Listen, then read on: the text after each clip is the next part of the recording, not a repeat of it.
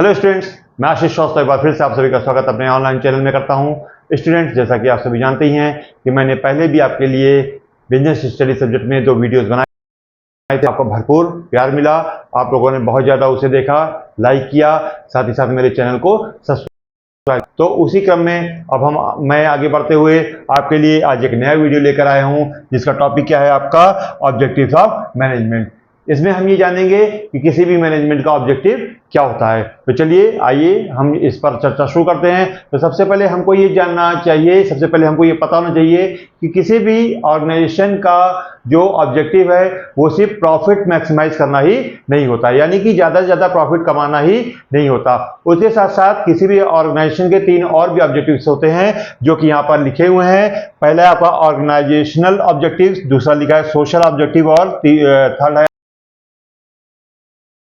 Discuss करते हैं। सबसे पहले यहां पर बात करेंगे ऑर्गेनाइजेशनल ऑब्जेक्टिव के बारे में कि ऑर्गेनाइजेशनल ऑब्जेक्टिव्स क्या होते हैं। देखिए यहां पर लिखा हुआ है आपका ऑर्गेनाइजेशनल ऑब्जेक्टिव, इसे 3 पार्ट में डिवाइड किया गया है। पहला क्या होता है, किसी भी ऑर्गेनाइजेशन का ऑर्गेनाइजेशनल ऑब्जेक्टिव क्या होता है, सर्वाइवल। दूसरा होता है प्रॉफिट और थर्ड होता है ग्रोथ। तो इसमें सबसे पहले हम बात करेंगे सर्वाइवल के ऊपर। क्या है ये सर्वाइवल के अंतर्गत? सबसे पहले आएगा सर्वाइव करना, एग्जिस्ट करना और कवर इट कॉस्ट। क्या मतलब क्या है इसका? सर्वाइव करने का मतलब क्या है? कोई भी ऑर्गेनाइजेशन सबसे पहले तो उसकी प्रायोरिटी होती है, उसका सबसे मेन ऑब्जेक्टिव क्या होता है कि वह सबसे पहले तो मार्केट में बनी रहे, वह अपने आप को मार्केट में बना करके रख पाए। और इसके लिए इंपॉर्टेंट चीज क्या है कि जो उस ऑर्गेनाइजेशन ने कॉस्ट लगाई है, यानी कॉस्ट को किसी भी प्रोडक्ट को बनाने के लिए उसने जो कॉस्ट लगाई है उस कॉस्ट को वो पलट करके वापस रिसीव कर पाए। यानी जो कि अगर किसी मोबाइल को एक मान लेते हैं कि यहाँ पर एक मोबाइल को बनाने में 1000 रुपए लगे हुए हैं, 1000 रुपए की कॉस्ट को वो कंपनी कवर कर सके। तो अगर 1000 कॉस्ट लगाई गई और 1000 रुपए में उस मोबाइल को बेचा गया, भले यहाँ प्रॉफिट ना हो लेकिन कम से कम उसकी कॉस्ट है, तो इस तरह की कंडीशन को हम सर्वाइवल के अंदर मानते हैं। सेकंड पॉइंट आप देखिए, प्रॉफिट। लेकिन कोई भी कंपनी सिर्फ सर्वाइवल के बेस पर बहुत दिनों तक नहीं चल सकती है, क्योंकि उस कंपनी को प्रॉफिट भी चाहिए होता है। तो सेकंड पॉइंट आपका हो जाएगा प्रॉफिट। प्रॉफिट मींस क्या है? Amount of profit. यानी कि कोई भी ऑर्गेनाइजेशन जब बिजनेस करती है तो आने वाले समय के साथ साथ वह ये भी चाहती है कि उसे कुछ ना कुछ प्रॉफिट होता रहे।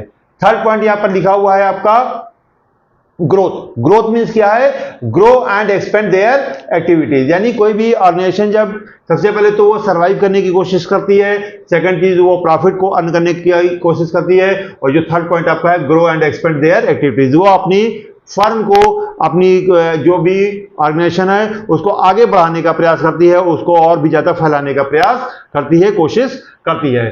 तो यहां पर ग्रोथ मेजरमेंट क्या क्या है कि किस बेस पर कोई ऑर्गेनाइजेशन या कोई कंपनी या कोई फर्म ये जान सकती है कि वह ग्रोथ कर रही है। कुछ यहाँ पर टॉपिक्स लिखे हैं, कुछ यहाँ पर पॉइंट्स लिखे हुए हैं। देखिए सबसे पहला पॉइंट आपका है सेल्स। इट्स मीन कि कोई भी कंपनी, कोई भी ऑर्गेनाइजेशन सेल्स के बेस पर ये जान सकती है कि हाँ उसने ग्रोथ किया। सपोज दैट मान लेते हैं कि अगर कोई कंपनी पहले 1000 कार बेच रही है, जैसे मान लेते हैं अगर हम मारुति कंपनी की बात करते हैं, एक साल में अगर हमसे ईयर वाइज बात करें, अगर वो 2024 में आपकी मान लेते हैं कि 1000 कार बेच रही है, 1000 कार सेल कर रही है, तो जब 2025 में हो जाएगी तो उस कंपनी का यानी मारुति कंपनी का टारगेट होगा कि वह इस कार को 1050 कार बेचे, यानी कि 1050 कार बेचेगी। तो यानी ये जो 50 कार का आपका क्या हुआ, कंपनी बढ़ोतरी कर ली है।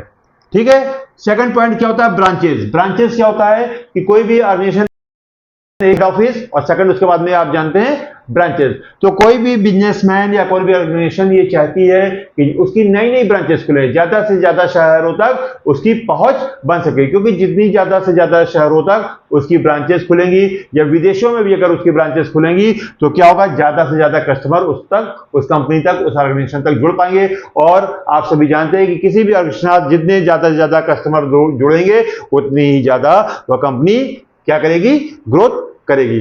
थर्ड पॉइंट आप देखिए यहां लिखा है प्रोडक्ट। प्रोडक्ट के बेस मतलब क्या है कि कोई भी कंपनी जो प्रोडक्ट बना रही है, जैसे सपोज दैट एक साबुन की कंपनी की बात कर लें, अगर साबुन की कंपनी खाली एक साबुन बना रही है, यहां पर एक साबुन बना रही है, और वो कंपनी क्या कर दे कि पहले मान लेते खाली नहाने का साबुन बना रही है, और अब क्या करे वो कंपनी नहाने के साथ साथ कपड़े धोने का साबुन बनाने लगे, इसी साथ साथ आपका क्या करे वो कंपनी वॉशिंग पाउडर भी बनाने लगे, पाउडर के फॉर्म में भी बनाने लगे, उसी की तरह से आपके कुछ और भी एडिशनल चीजें बनाने में, तो उस कंडीशन में क्या हो जाएगा कि ये मान चला जाएगा कि उस कंपनी के प्रोडक्ट्स बढ़ रहे हैं, प्रोडक्ट इंक्रीज कर रहे हैं, तो इट्स मीन प्रोडक्ट के बेस पर भी ये माना जाता है कि कंपनी एक्सपेंड कर रही है, कंपनी ग्रोथ कर रही है।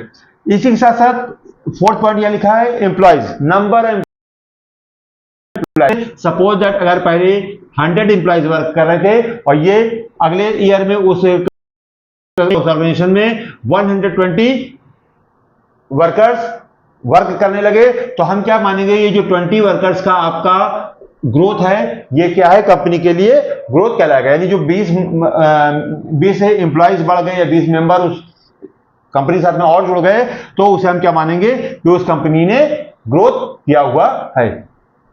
नेक्स्ट पॉइंट देखिए यूनिट प्रोड्यूस। यूनिट प्रोड्यूस के बेस पर भी यह माना जाता है कि कोई कंपनी ग्रोथ कर रही है। जैसे मान लेते हैं कि कोई कार कंपनी है, वो 1000 कार का प्रोडक्शन पहले कर रही थी, और वो कंपनी क्या करने लगी कि 1050 कार का प्रोडक्शन करने लगी, तो ये 50 कार का प्रोडक्शन, ये भी आप मान लिया जाएगा कि कार का प्रोडक्शन बढ़ा। तो लेकिन कार का प्रोडक्शन जब बढ़ेगा तो इस कार के प्रोडक्शन के साथ साथ क्या हो जाएगा कि उसमें नई नई यूनिट्स को भी बढ़ाना पड़ेगा। तो यूनिट्स भी जब नई बने भी यूनिट्स होने लगती हैं तो उसे भी हम क्या बोलते हैं ग्रोथ के अंदर मानते हैं।